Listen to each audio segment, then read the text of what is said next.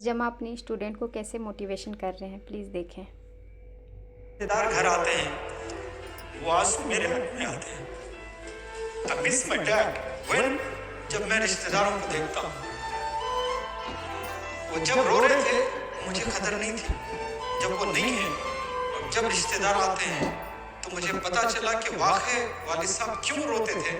वो इसलिए रोते थे कि उनके वालिदैन को वो कितना चाहते थे, वो इसलिए उनको रोना आता था। आज जो मुझे आता है इसीलिए वो वालिद साहब को भी आता था, क्योंकि वो अपने वालिदैन को बहुत मिस किया करते थे। ये 15 से 20 साल में पता नहीं चलता है कि माँ क्या होती है, ये डैडी क्या होते हैं, ये नहीं पता होता।